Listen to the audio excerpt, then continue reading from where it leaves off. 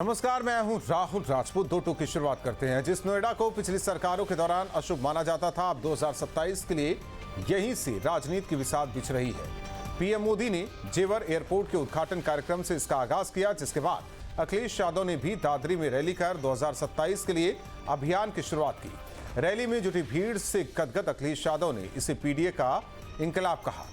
वहीं अखिलेश यादव की सद्भावना रैली को बीजेपी ने दुर्भावना रैली का नाम दिया। डिप्टी सीएम केशव प्रसाद मौर्य ने कहा कि रैली उस अराजक दौर की याद दिलाने का प्रयास थी जब कानून व्यवस्था सवालों के घेरे में थी, अपराधियों का मनोबल ऊंचा था और आम नागरिक खुद को असुरक्षित महसूस करता था। बीजेपी विधायक नंद किशोर गुर्जर ने भी अखिलेश यादव पर निशाना साधा। कहा कि जिसने भगवान राम का अपमान किया, गुर्जर समाज उसका कभी साथ नहीं देगा। दो टूक में करेंगे चर्चा, पहले सुनते हैं बयान। लौनी में जिला गाजियाबाद मूवी बन गई अपराधियों पे। दादरी में कोई निवेश करना नहीं चाहता था। आज इंडस्ट्री आ रही है, इनको तकलीफ हो रही है कि लोग पढ़ेंगे और आगे बढ़ेंगे तो हमको वोट नहीं देंगे।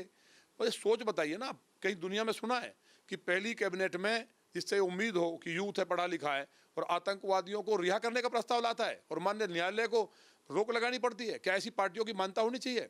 तो मैं सारे सनातनियों पर, जिस तरह से मैंने मोदी योगी जी के साथ खड़े हैं, डबल इंजन की सरकार जो विकास भी कर रही है और जो गड़बड़ है कोई है, हम बिना भेदभाव के, हार्डकोर की बात नहीं है, किसी मुस्लिम को सताया नहीं है, किसी योजना में भेदभाव नहीं है, लेकिन अगर यहाँ रह करके सलीम वास्तविक सही बोलता है, उसकी गर्दन काटोगे तो 72 हुरों के पास 72 घंटे में पहुंचाने का काम माननीय योगी जी ने किया है लौनी में।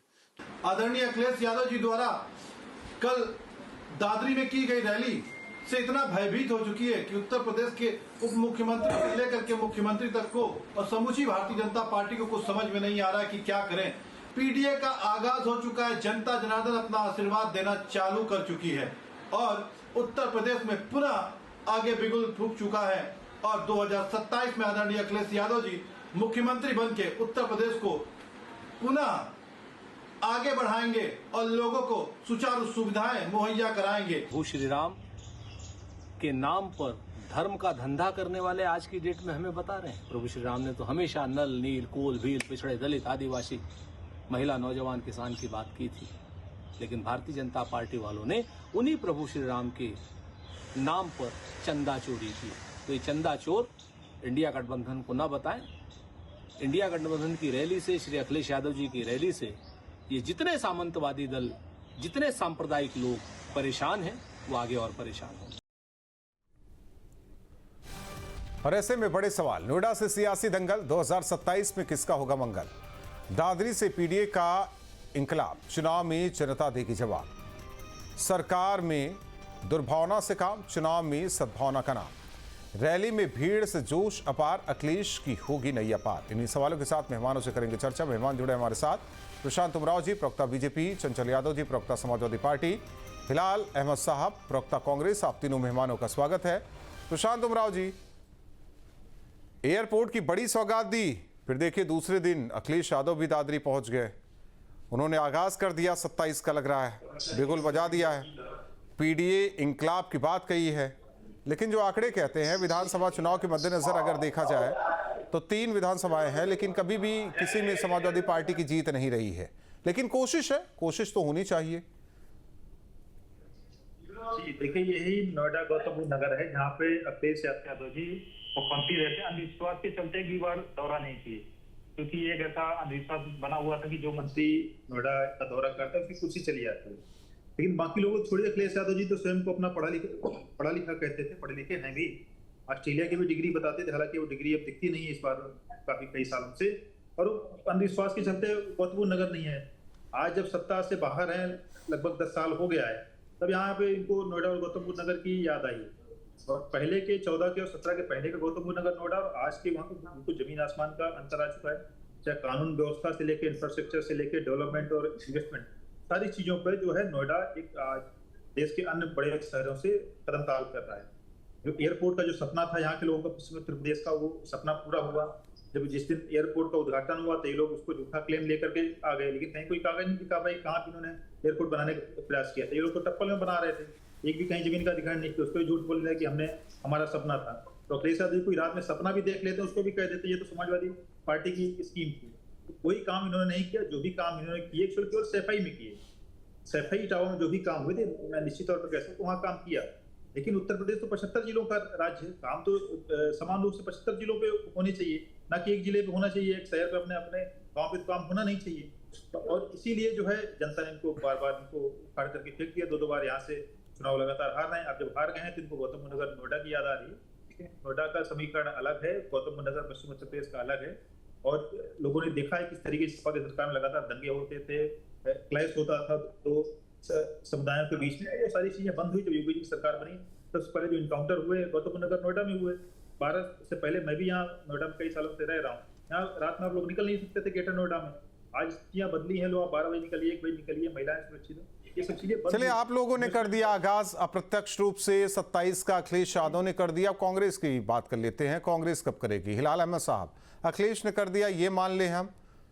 चंचल जी जुड़ चुके हैं, हालांकि सवाल उनसे ही पहले करना था, लेकिन ठीक है आपसे बात करते हैं हिलाल साहब कि अखिलेश ने कर दिया, उसी में हमारा भी काम बन जाए या फिर कुछ है रणनीति? कहीं से आप लोग भी नोएडा के किसी जेवर उन्होंने कर दिया, दादरी उन्होंने कर दिया, एक बचा नोएडा, वहां से हमें लग रहा कांग्रेस करेगी आगाज।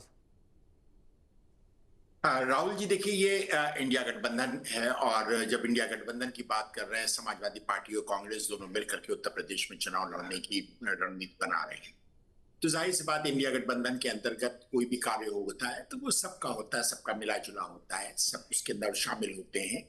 नंबर 1। नंबर 2, आगाज करने का जहां तक सवाल उठता है, कहां से आगाज करेंगे, कब आगाज करेंगे, ये हमारे नेतृत्व जो है वो तय करेगा। जैसे ही हमारे पास ये लगेगा कि हाँ अब हमको यहाँ से इस वक्त आरंभ करना है, निश्चित रूप से हम वहां पे उस वक्त आरंभ करेंगे और सारे प्रेस के लोगों को सूचना होगा, आपको भी सूचना होगा। अगर आप लोग वहां पर आए और कवर करें तो हमको भी अच्छा लगेगा। हालांकि विपक्ष को कवरेज इस तरह की जरा मुश्किल से ही मिलती है। ऐसा नहीं है हिलाल साहब, ये तो नजरिए वाली बात है। अगर मन में सोच बैठा है कि नहीं आएगा तो इंसान फिर नहीं आएगा। थोड़ा टेलीपैथी भी होता है ना। जरूर होता होगा, जरूर होता होगा राहुल जी। ये सब चीजें जो हैं ये सुनने में अच्छी लगती, कहने में अच्छी लगती हैं, और ज्यादातर जो लोग डिफेंस करते हैं वो इसी तरह की बात करते हैं, क्योंकि यथार्थ की बात कैसे कर सकते हैं? फिर वो टेलीपैथी की बात करेंगे, टेलीग्राफी की बात करेंगे और पता नहीं क्या क्या बात करेंगे, पर वास्तविकता तो सब लोग देखते हैं। चंचल यादव जी, सरकार में रहे तो गौतम बुद्ध नगर से दूरी या नोएडा से दूरी, और सरकार में आने के लिए ये रैली जो हुई है, क्या ये मजबूरी है? ये हम नहीं कह रहे, ये देखिए आरोप लगते रहे हैं। देखिए, सबसे पहली बात तो यह है कि समाजवादी पार्टी ने अपनी रैली का शुरुआत, अगर आपको याद होगा, 2011 में माननीय राष्ट्रीय अध्यक्ष जी ने साइकिल यात्रा निकाली थी, साइकिल रथ यात्रा निकाली थी। उन्होंने साइकिल यात्रा पूरे प्रदेश में जो है उन्होंने किया और नोएडा से शुरुआत किया था। और 2026 में भी नोएडा से शुरुआत हो रही है। 2027 में सरकार बनेगी। 2011 में साइकिल रैली स्टार्ट हुई नोएडा से, 2012 में सरकार बनी। पहली चीज तो यह। दूसरी बात है, अगर हम बात करें नोएडा में डेवलपमेंट को लेकर के, अगर आप देखो जो बड़े बड़े काम हुए नोएडा में, वो समाजवादी पार्टी की सरकार में हुए। और हमारे साथी जो बीजेपी प्रवक्ता बैठे थे यहाँ पे, कह रहे सही में काम हुआ। मैं लखनऊ में हूं वर्तमान में, आपको बता दूं कि लखनऊ एक जिले के बारे में बताता हूं, कौन कौन जिले में कहां काम हुआ।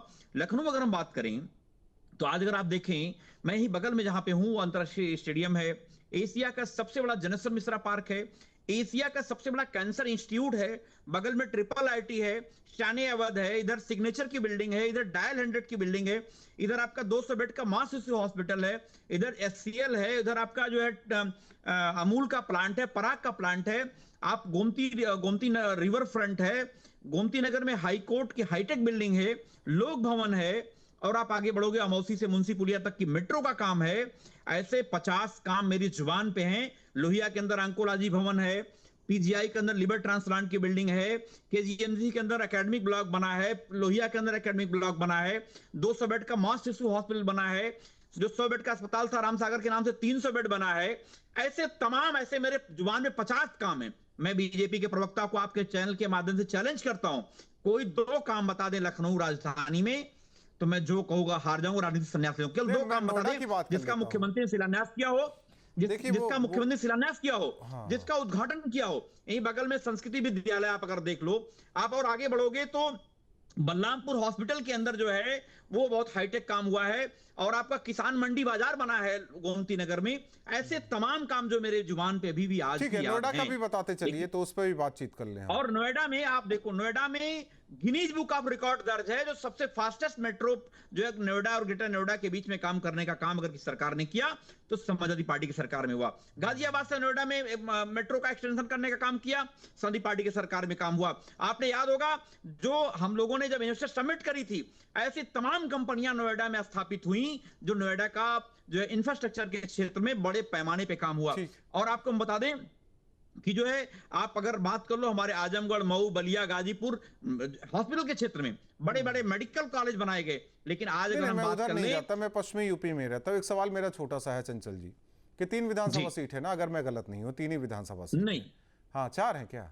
3 ही तो है। नहीं मैं बता रहा हूँ, 3 ही है, मैं बता रहा हूँ। हाँ, रुकिए, एक मेरा सवाल तो होने थी। दीजिए, सवाल तो होने दीजिए चंचल जी। हाँ जी जी जी ठीक है, 12 में भी आपकी एक आध सीटें रही यहाँ जब जीते थे, पूर्ण बहुमत की सरकार बनी थी, तो भी नहीं थी, शायद नहीं थी।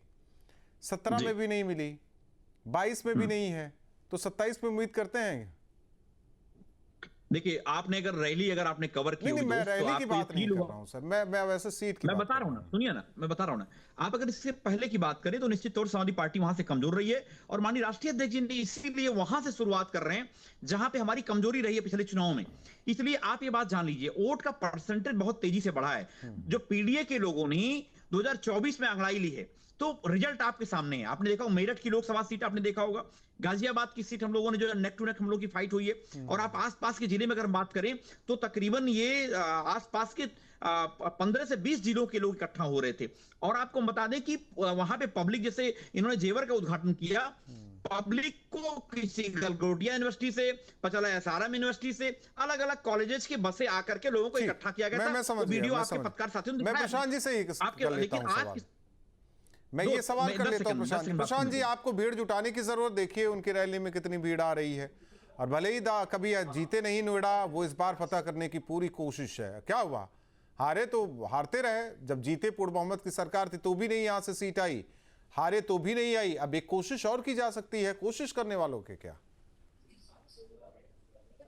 जहां तक रैली का पैमाना है, रैली कोई जीत का पैमाना नहीं होती है। वो तो एक कॉलेज में रैली हुई थी, और कॉलेज का मैदान कितना बड़ा होता है वो सभी को पता है। और रैली इस तरह की भीड़ तो 2022 में भी अखिलेश जी की सभाओं में आती थी, 2017 में भी आती, तो उसमें ऐसी कोई बड़ी बात नहीं। और ये कह रहे कि हमने क्या क्या बनवाया, तो भाई आपने जिलों के नाम बदलने का काम किया। जो बहुजन नायकों के नाम पे जिले बने थे, काशीराम जी के नाम पे राव भाई, नहीं, उनका कहना है कि आप 2-3 काम गिनवा दीजिए लखनऊ में। हम तो पूरे प्रदेश में काम कर रहे हैं, ये कोई सरकार के खाली लखनऊ की है क्या?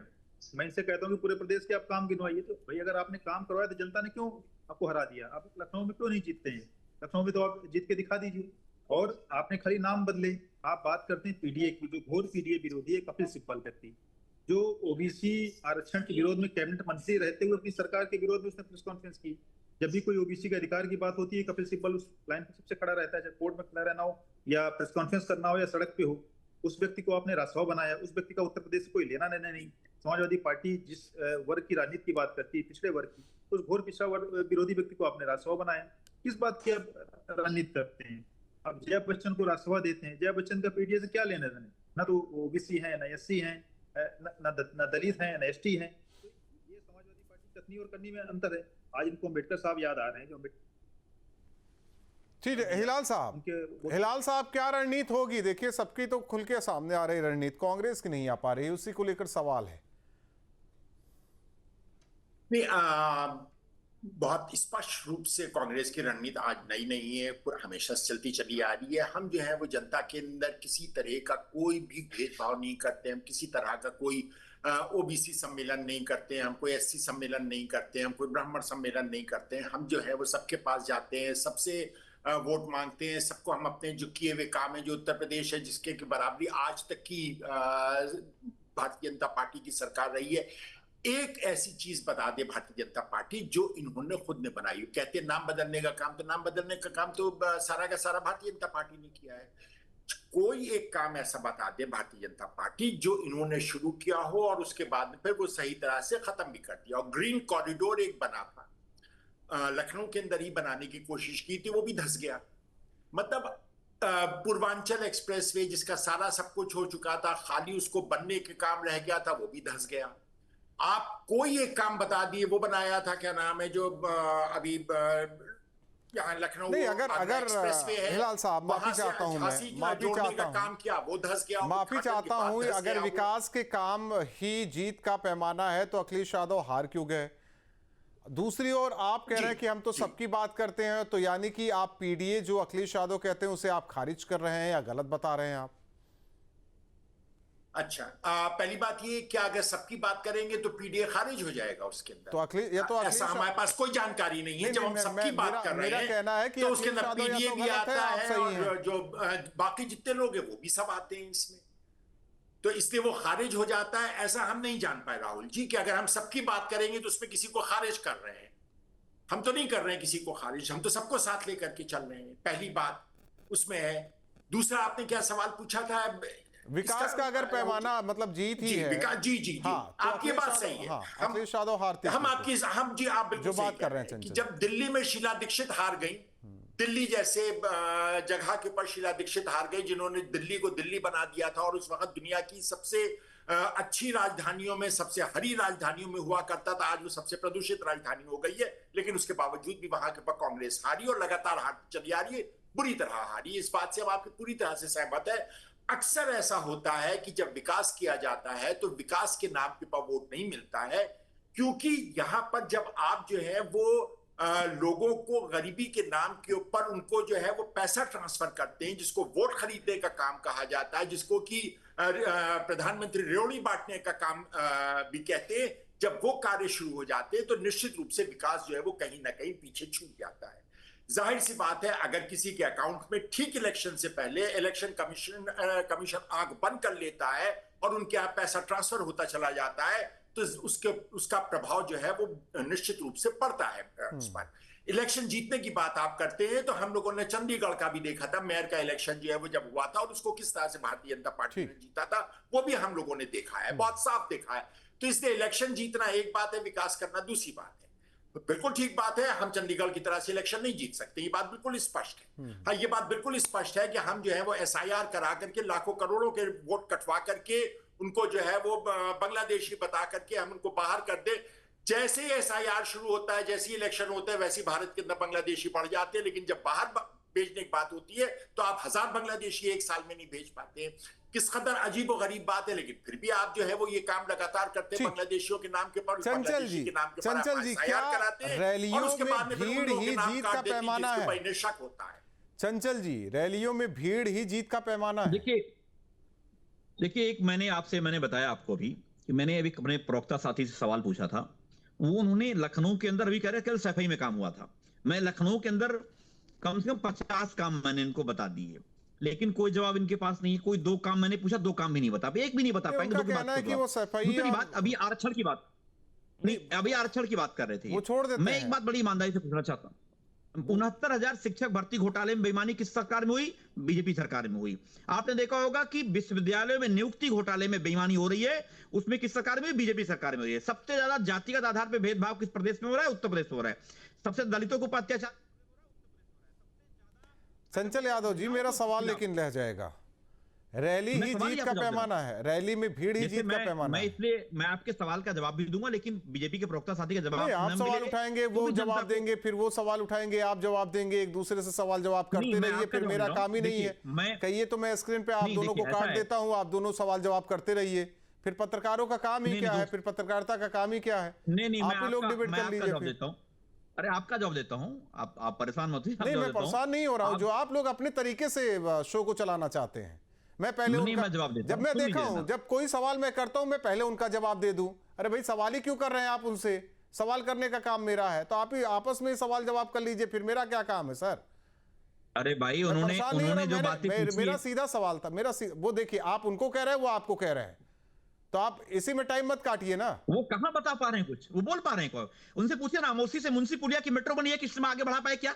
एक ही स्टेशन बता दो। आज लखनऊ में इतना ट्रैफिक है, मेरा जो सवाल है वो बता दीजिए ना। रैली में भीड़ ही जीत का पैमाना है क्या? नहीं, देखिए, रैली में भीड़ निश्चित तौर से अगर आप देखें, जो भीड़ अगर बिन बुलाए आती है वो निश्चित तौर से जीत का पैमाना होती है। और जिस तरीके से रैली में वास्तव में भर भर के लोगों को लाया जाता है तो वो जीत का पैमाना नहीं हो सकती है। लेकिन आज हम बात करें उत्तर प्रदेश में 2024 में जो उत्तर प्रदेश का माहौल बदला है, पीडीए के लोगों ने अंगड़ाई ली है। 2024 का रिजल्ट आपके सामने है और 2027 में पीडीए लड़ाई लड़ने जा रहा है और ये लड़ाई इतनी अभूतपूर्व लड़ाई होगी कि हिंदुस्तान के इतिहास की, उत्तर प्रदेश की सबसे ऐतिहासिक जीत की पीडीए की सरकार बनने जा 2027 में। क्योंकि ये दादरी से लेकर के देवरिया तक और गाजियाबाद से लेकर गाजीपुर तक की लड़ाई है। आपको बता दें पूरे प्रदेश के पीडीए के समाज के लोगों ने जो पीड़ित हैं, जिनको सामाजिक न्याय नहीं मिला, जिनके हकमारी हुई है, उन सबकी लड़ाई माननीय राष्ट्रीय अध्यक्ष जी के नेतृत्व में, आदरणीय अखिलेश यादव जी के नेतृत्व में पूरा प्रदेश लड़ने जा रहा है। और उत्तर प्रदेश में मैं खासकर हम लोग डेवलपमेंट की बात करते हैं जब, तो बीजेपी के लोगों की बोलती बंद हो जाती है। आज अगर आप बताओ, महिलाएं परेशान है, प्रशांत उमराव जी जवाब दे दीजिए, घूम फिर कर वहीं आ रहे हैं चंचल जी। वो तो कह रहे हैं कि भीड़ ही जीत का पैमाना है। जो लोग बेईमानी किए हैं, समझ रहा हूँ, क्या वो बोल पाएंगे क्या? मैं समझ रहा हूँ प्रशांत जी। देखिए, जब जहाँ पे जीत जाते हैं कहते हैं देखिए हमारी नीतियों की जीत हो गई, जब हार जाते हैं तो कह रहे हैं एसआईआर आ गया या बेईमानी कर दी। ये इस तरह का दोहरा रवैया है। आरक्षण की बात करते हैं, बताइए प्रमोशन में आरक्षण का विरोध किसने किया? हजारों जो अनुसूचित वर्ग के जो कर्मचारी थे उनको डिमोट करने का काम समाजवादी पार्टी की वजह से हुआ। मैं तो कह रहा हूँ कि जब अगर एक गलती सत्ता में आ गए तो क्या जो घोर पिछड़ा विरोधी कपिल सिब्बल है वो क्या कुछ खेल नहीं करेगा? क्या पिछड़ों के आरक्षण की हकमारी नहीं करेंगे? जो व्यक्ति कैबिनेट मंत्री रहते हुए ओबीसी आरक्षण का जो केंद्रीय संस्थान है उसका विरोध कर सकता है, कोर्ट में जो है मंडल कमीशन का के विरोध में वो लड़ाई लड़ सकता है, राम मंदिर के विरोध लड़ाई लड़ सकता है, ऐसे व्यक्ति को इन्होंने राज्यसभा सदस्य बनाया। बताइए उसका, कपिल सिब्बल का, मैं तो डायरेक्ट सवाल पूछ रहा हूँ, कपिल सिब्बल का उत्तर प्रदेश क्या लेना देना है? समाजवादी पार्टी पिछड़ों की लड़ाई की बात करती है, ऐसे व्यक्ति को उन्होंने बना रखा है। या आज इनको अम्बेडकर साहब की याद आ रही है, अम्बेडकर साहब के नाम पे बने को जिले को नाम इन्होंने बदल दिया, उनके नाम चलिए आप लोग तैयारी कीजिए 27 जीतने के लिए। हालांकि जनता तय करेगी कि किसके सिर ताज सजेगा किसके नहीं, लेकिन कोशिश तो करनी चाहिए। बहुत बहुत धन्यवाद आप तीनों मेहमानों का हमारे साथ दो टूक में जुड़ने के लिए। जेवर से अप्रत्यक्ष रूप से एक बड़ी सौगात देकर जनता को चुनावी आगाज कर दिया पीएम मोदी ने, तो दूसरी ओर दादरी में अखिलेश यादव ने रैली कर ये बताने की कोशिश की कि 27 में जीतने के लिए हम पूरी तन्मयता के साथ लगे हुए हैं। कांग्रेस कह रही कि जो हमारा गठबंधन है उस हिसाब से अखिलेश जो करेंगे हम उनके साथ रहेंगे। लेकिन सवाल ये है कि क्या वाकई किसी रैली में भीड़ यानी जो जनता पहुंचती है वो जीत का पैमाना? क्योंकि अगर इसी गौतम बुद्ध नगर जिले की बात करें, 3 विधानसभा सीटें हैं, क्या कभी अखिलेश यादव उनकी पार्टी ने इस पर जीत हासिल की? थोड़ा इतिहास के पन्ने को पलटिए, बहुत सारी चीजें समझ में आ जाएगी। अब ऐसे में देखना होगा कि और किस रणनीति के तहत अखिलेश यादव आगे बढ़ते हैं या उसकी काट निकालते हैं सीएम योगी। दो टूक मिलता है। आपके मोबाइल पर तुरंत आएगी ब्रेकिंग न्यूज, स्क्रीन पर सबसे पहले दिखेगी बड़ी खबर, देश दुनिया की हर खबर एक जगह। अब आपके मोबाइल पर तुरंत फटाफट इंस्टॉल कीजिए न्यूज नेशन ऐप और रखिए खुद को अपडेट।